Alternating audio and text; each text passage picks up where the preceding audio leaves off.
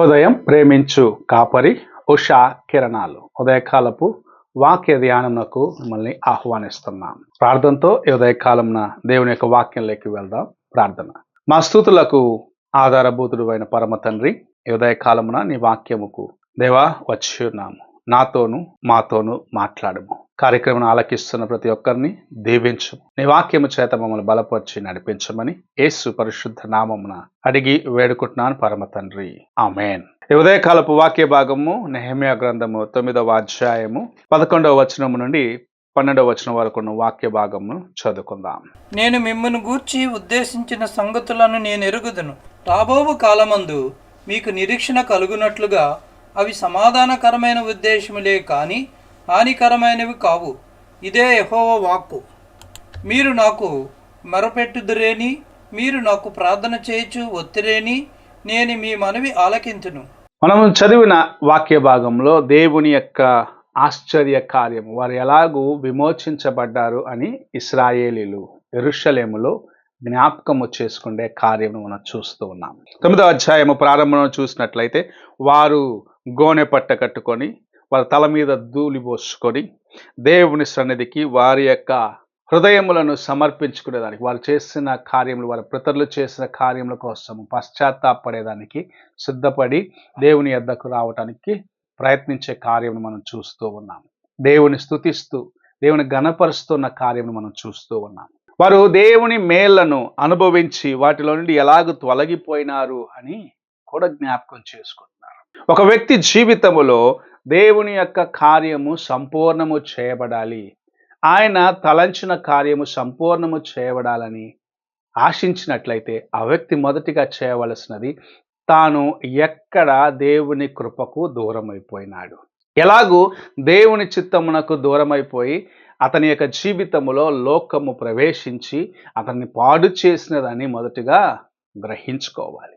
అలా నీవు దాన్ని తెలుసుకొని దేవుని సన్నిధిలో ఆ కార్యమును బట్టి పశ్చాత్తాపడినట్లయితే, ఆయన చేసిన మేలను మరచి నీ యొక్క హృదయములో లోకమునకు స్థలం ఇచ్చినానని గ్రహించుకొని పశ్చాత్తాపడినట్లయితే, నీవు ఎక్కడ పడిపోయినావో, ఎక్కడ నీవు దేవుని యొక్క కృపను పోగొట్టుకున్నావో ఆ స్థలంలో ప్రభువు నిన్ను లేవనెత్తేదానికి, ఆ స్థలంలో ప్రభు తన కృపను నీకు అనుగ్రహించేదానికి, నిన్ను స్థిరపరిచేదానికి, నీ జీవితంలో అద్భుత కార్యములను చేసేదానికి ప్రభు ఆశ కలిగి ఉన్నాడని దేవుని యొక్క వాక్యం మనకు నేర్పిస్తున్నది.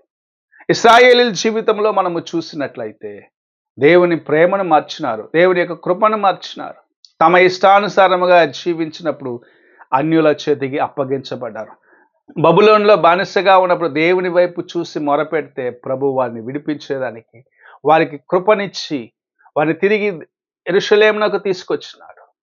అంత మాత్రమే కాదు, వారు దేవుని కార్యములను జ్ఞాపకం చేసుకొని ప్రార్థించినప్పుడు వారిని స్థిరపరచు, వారికి విరోధముగా లేచిన శత్రువులను అణిచివేసే కార్యములను కూడా ప్రభు చేసినాడు. నీ జీవితంలో కూడా అలాంటి కార్యములు కావాలని నీవు ఆశించినట్లయితే మొదటిగా నీ హృదయమును దేవునికి ముందుగా పరీక్షించుకొని నీవెక్కడ దేవునికి దూరం అయిపోయినావో ఆ కార్యమును సరి చేసుకోవాలి.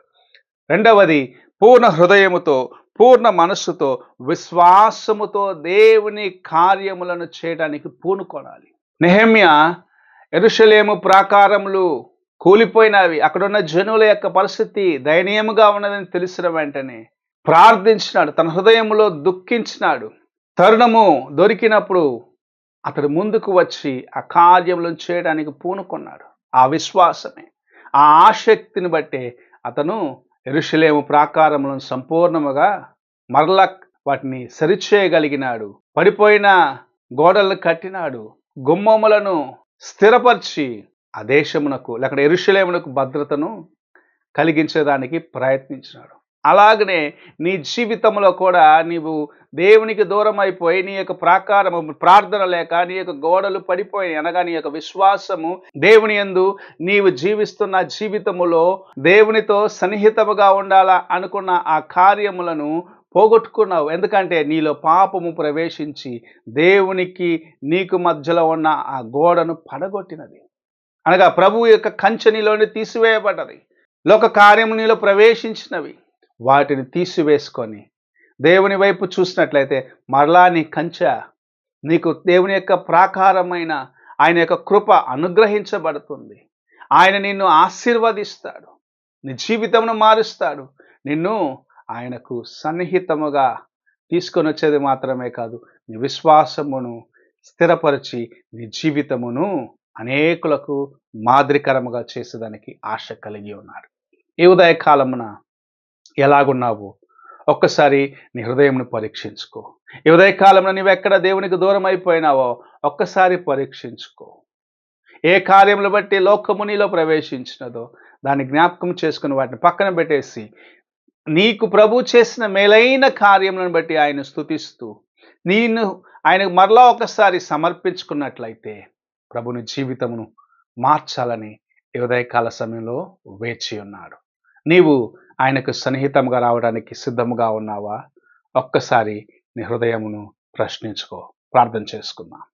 పరిశుద్ధుడైన యేసయ్య, ఈ ఉదయకాలంలో నీవు మాతో మాట్లాడిన విధానాన్ని బట్టి స్తోత్రములు చెల్లించుకుంటున్నాము. నీకు నాయన మేము సన్నిహితముగా రావటానికి, నీకు చేరువ అవ్వటానికి నాయన, మేము నాయన పోగొట్టుకున్న నాయన ప్రాకారములను, పడగొట్టబడిన ప్రాకారమును మరలా కట్టుకునేదానికి నీ యందు విశ్వాసము కలిగి ఉండటకు, నీ యందు నిరీక్షణ కలిగి ఉండటకు నాయన నీవు మాకు సహాయము చేస్తున్నావని ఎరిగి నీ వైపు చూసేదానికి కావాల్సిన కృపణ దయచేయమని, మా బలహీనతలు క్షమించి మా యొక్క లోపములు చక్కపరుచుకునే కృపణ దయచేయమని, నీలో నాయన స్థిరపడి నిలిచి ఉండేదానికి, లోకమునకు దూరముగా ఉండటకు మాకు నేర్పించమని యేసు పరిశుద్ధ నామమున అడిగి వేడుకుంటున్నాను పరమ తండ్రి, ఆమేన్. తండ్రి అయిన దేవుని ప్రేమ, కుమారుడైన క్రీస్తు కృప, ఆదరణకర్త అయిన పరిశుద్ధాత్మక సహవాసము ఇప్పుడును ఎల్లప్పుడూ తోడై ఉండి సదాకాలము నడిపించును గాక. ఆమేన్.